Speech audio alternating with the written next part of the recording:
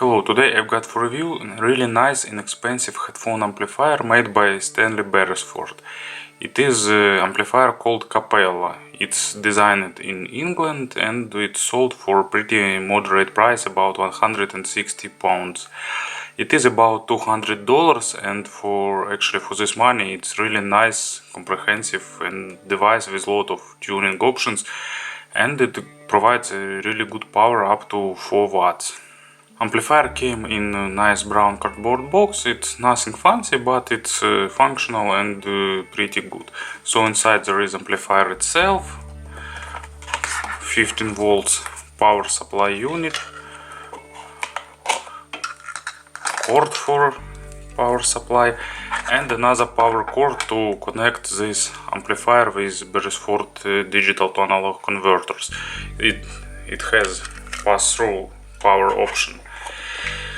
So actually, as you can see, everything that you will need to start using it present. So amplifier is pretty small, it's not heavy, but it's made of metal with nice chassis, so it looks stylish. It's black, but there is option with silver front panel, so you can select the one that you like. But let's start first with black panel.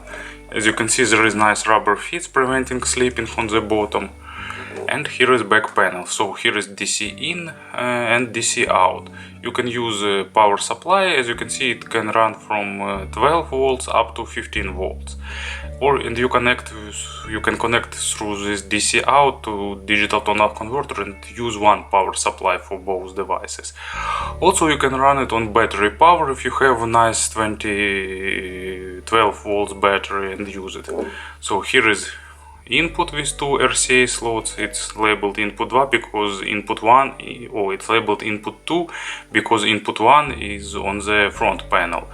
There is line out, so you can use it as preamplifier, and it's a grounding connector, so you can ground it to achieve better sound. And here is front panel. As you can see, it has a lot of adjustment handles. So it is power switch, LED indicator. Here is handle to adjust gain. So this amplifier's gain can be adjusted in big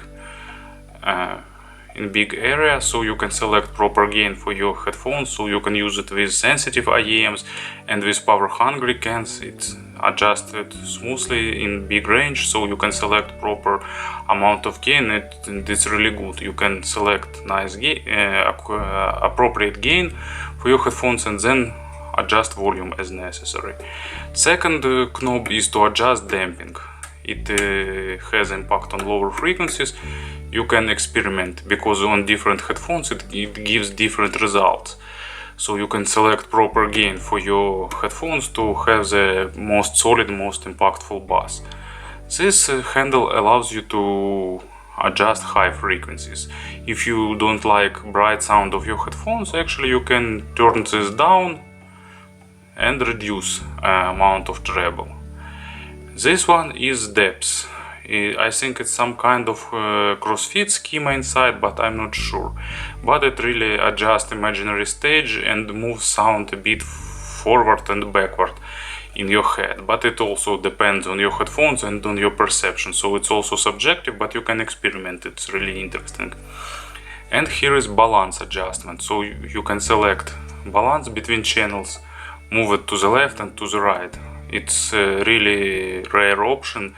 It's not present in in almost no amplifiers. It's not present, so it's a nice option to have.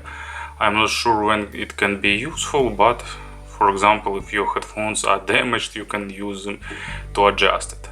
Here is input 1. You can use it to connect to your, I don't know, iPhone or iPod or some other device using 3.5mm cord.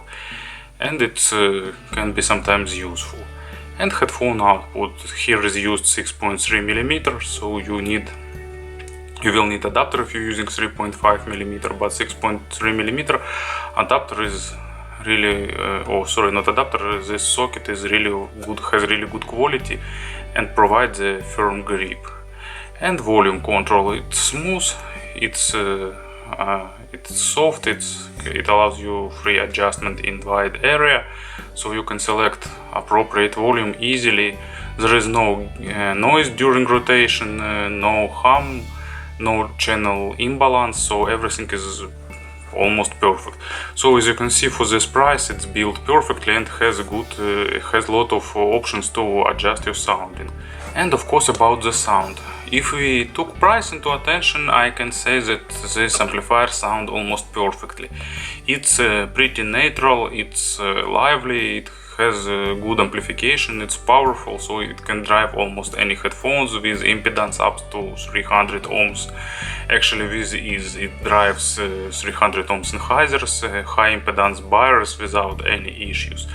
So it's lively with good low frequencies, with good mids, so it's almost I think it's the best option actually for this money if you need some desktop device. If you need if we compare it with something more expensive, of course I can notice some disadvantages. Mids are a bit simplified, they are not as detailed as, for example, other more expensive amplifiers, but actually they are pretty resolving nevertheless, so it's a pretty okay option. So bass is deep, it's linear, it goes pretty deep, it has good texture and resolution, it doesn't add any bass impact, so if you need some bass boost, it's not a device for you. But actually this damping can adjust bass a little bit, but it can't add bass if it's not present in recording or if your headphones doesn't allow it. Bass transitioned perfectly to mids. As I've said before, mids are not the most resolving, but with nice resolution. Imaginary sound stage is above average in width and in depth, but not the biggest actually. So you can adjust it with this handle, but it gives mixed results. It depends on your personal perception. It's more of psychoacoustics. Trebles are also nice, but compared with much more expensive devices, they are not perfect. There are some issues with attacks and decays, but actually for this price it's not an issue, I think. So trebles are detailed, they are not jammed, not distorted, they sound pretty naturally. There are all this airiness, all these overtones present, so it's pretty nice amplifier. So if we don't took price into attention, there are some issues with staging. It's not the biggest stage actually that can be. Bass is a bit lacking attacks, but just a little bit. Treble is not perfect, but actually for $200 it's a perfect device with nice sound, especially paired with some not high-end headphones, because high-end headphones require some more expensive devices. So with almost any headphones in price range, I think up to $1,000, it's really nice option to consider. So I like this amplifier, I use it for pretty long time, and I can recommend you to listen to it if you have this opportunity. Thank you for attention.